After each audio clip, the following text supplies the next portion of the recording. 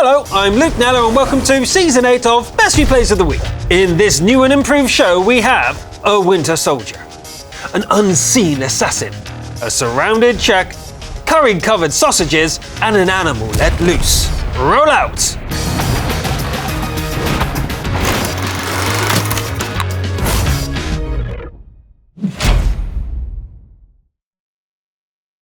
Let's start off with a sniper game.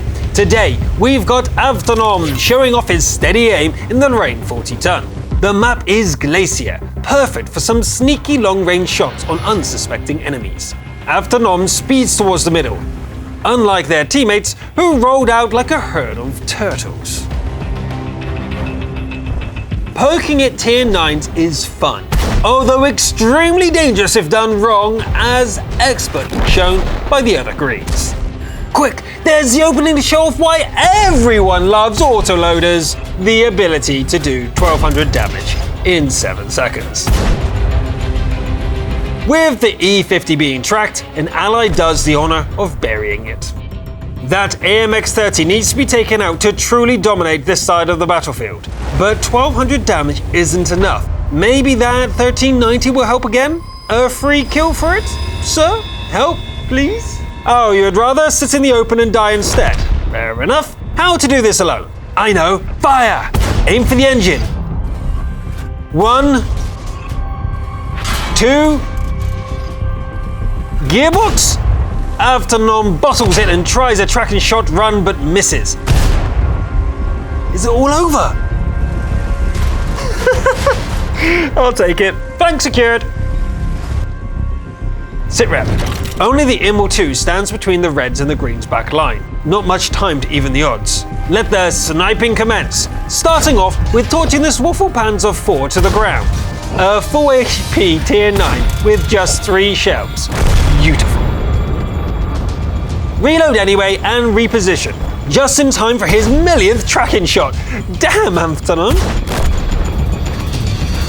540 meters is nothing for a true sniper. The shot lands perfectly, causing the Scorpion G to panic and drive to its very explosive future.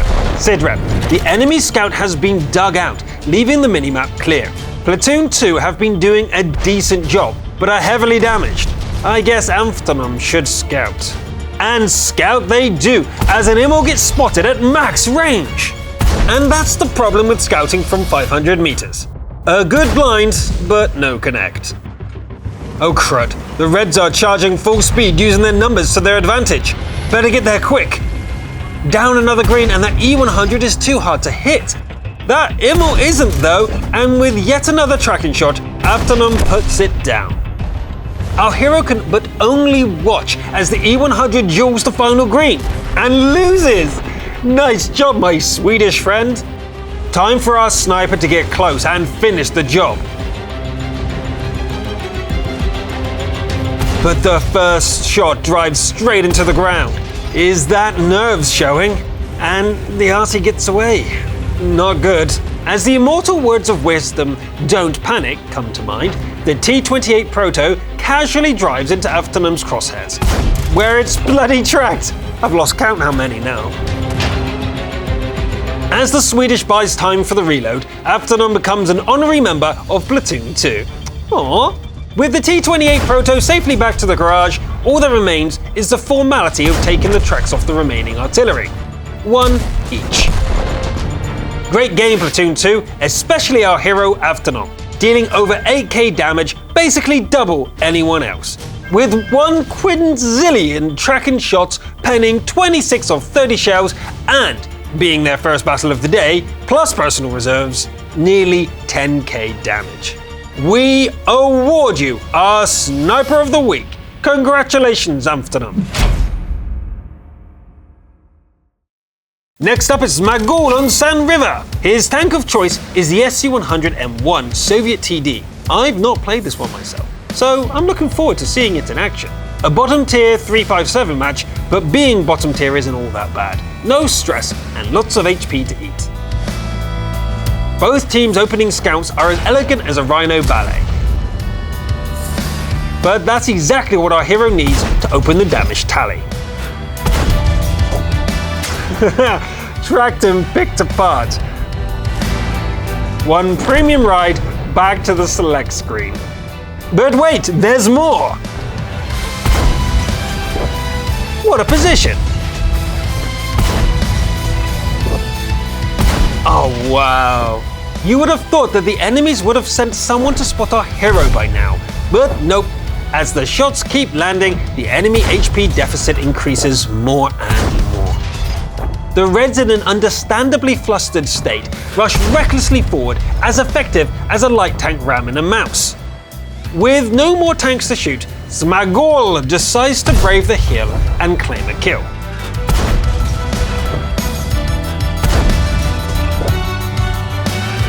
Better back off before... Wait, still not spotted? Carry on then. Sitrep. Ammo is understandably low, with two friendlies pushing the base. I guess we should join them. Oh, an IKV! That AMX was always a few meters from proxying Smagol all game. If it had, this game would have sure gone the other way. But they didn't, they lose, GG. Or maybe not. The Skoda is greeted with a hilarious HE shell to the engine deck, and now the game is truly over. A bloody good game that. Being aware of that AMX and keeping your distance was glorious to watch, Smagol. That was 7,474 damage dealt, all as a bottom tier tank. 6,000 more than the next ally and nearly ×2 the best red, of which 7,000 was greater than 300 meters, and 12 different tanks damaged. Lordy. Wait, and a personal reserve was active, 100% bonus, and imagine if that was the first win of the day too, like our sniper. Ridiculous. To me, it was obvious Smagol's damage was overwhelmingly the reason they won, and therefore our Confederate of the week. We move on to the Siegfried line, where Mordecai Czech is driving his Object 430. This Russian medium sports good turret armor, but also a powerful 122mm gun, dealing 390 damage like a heavy, perfect for close-range fighting. Heading into town is a strong play, though a bit risky as you never know whom you'll meet. And in this case, it's an STG guard and a Pershing. Could be worse. Using superior turret armor, our hero shrugs off any incoming fire.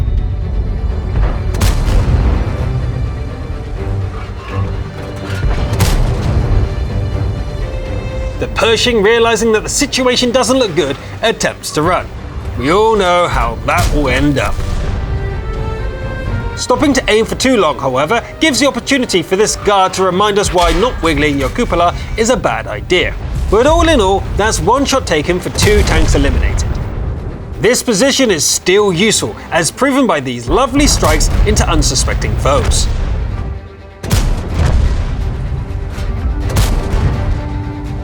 Not for much longer though, as the Reds have won the town and the field.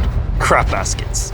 The game is turning into a desperate stand as shots come in from every direction and it becomes increasingly harder to stay safe.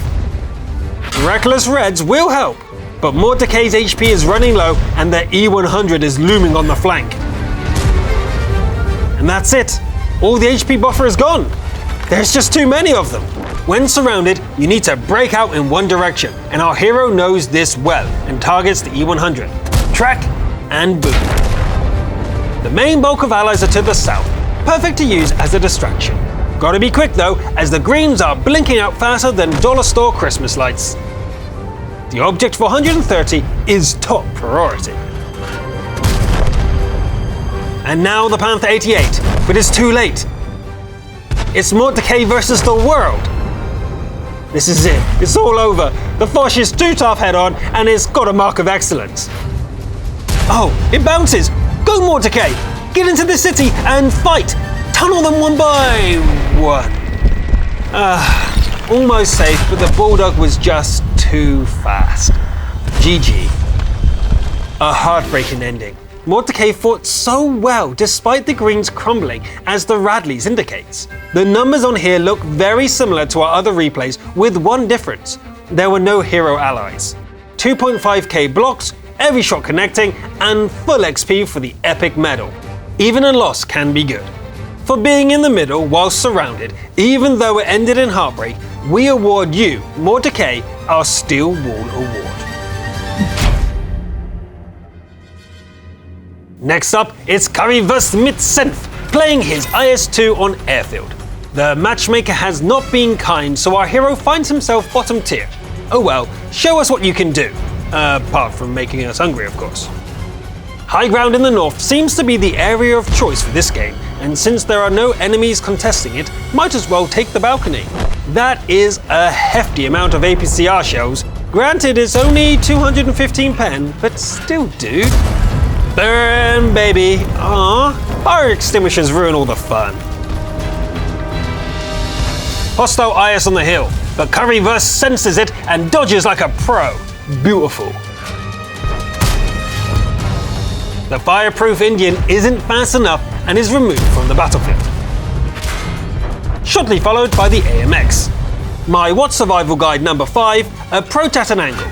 A lesson this IS and this T-30 4-1 both need.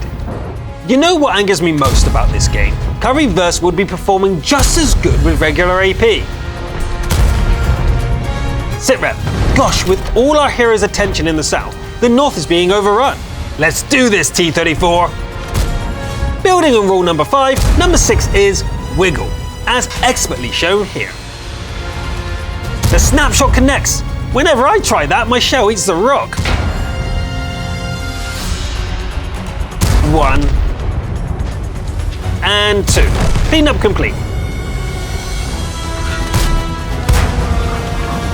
Overconfidence can ruin your day, as these two lazy rush shots explain. Yeah, after all that, an EOC almost ended.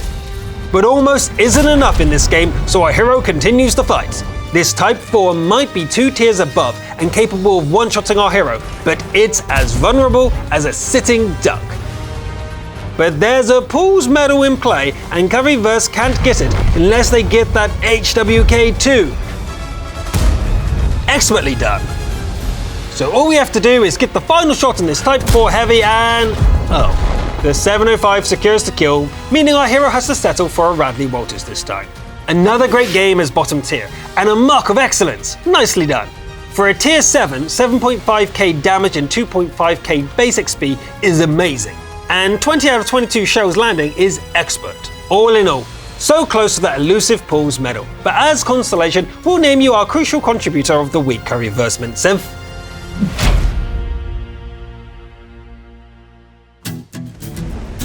And for the last replay of the episode, we have everyone's favorite exhibit at Fame Zoo, Sheesh the Animal. The map is Ensk, and the tank of choice is the Tier 9 M46 Patton. Mobile, hard-hitting, and with good DPM, it's perfect for ambushing enemy tanks. So let's see what Sheesh will do with it. If you're faster than your enemies, this opening position is perfect to get some early damage in. Looks like their Senti had the same idea, but isn't as quick to the trigger. Sheesh releases the animal and does 1,500 damage with none in return.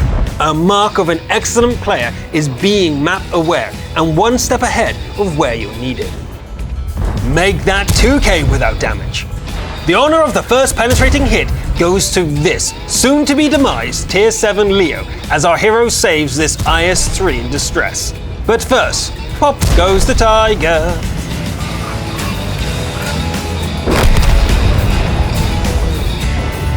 With a 5-tank difference, the only option is to take the limiter off and go full divide. First on the chopping block is the RU. Now the Tiger P, but it's not alone. The AMX-65T tries a flanking maneuver. The way to counter that is expertly shown by Sheesh. Charge one target and remove it from play. AMX next. Superior DPM means only one shot is taken in return. And hey, this also provided some nice cover against these two potential badasses coming in. It doesn't start well, with the T-44 panning its opening shot. But 440 damage? Remember that IS-3 Sheesh saved? He's back, baby, and better than ever, giving enough breathing space for Sheesh to be effective. Keeping an eye on the minimap warns Sheesh of the approaching T-34 from the north side. Gotta help that waffle. scrap that. Sheesh bravely retreats, letting the Reds have their dessert. Okay, time to let the battle breathe for a second. Maybe they'll split up. What? It's as good as planned as any. The time is right, and click. The T-34 is no more. But that T-28 is going straight for IS-3. No! Revenge is swift, but now it's 1v3. And again, one husk of an enemy and one perfect cover. So make that 1v2. The waffle backs off, so it's probably best to find the other TD and eliminate it first.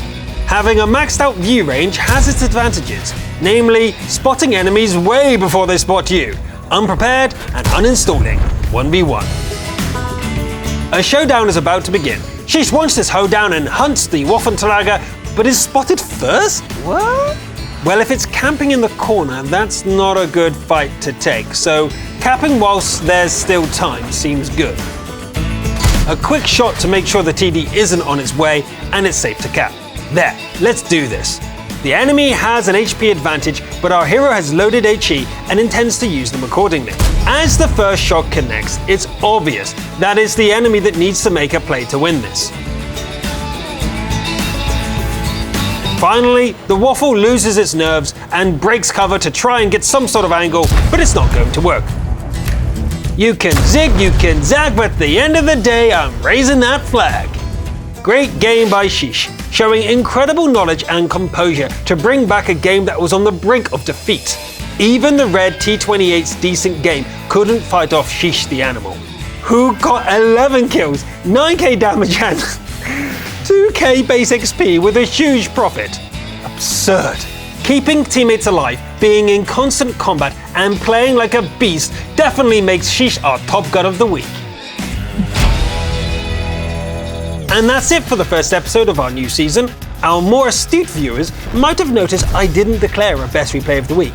That's because this season, the choice is yours. How do you vote? Press this I button in the top right of your screen, right here, select which replay you like the most, and we'll announce the results next week. So vote now. I'm Luke Neller, thanks for watching, and I'll see you next time.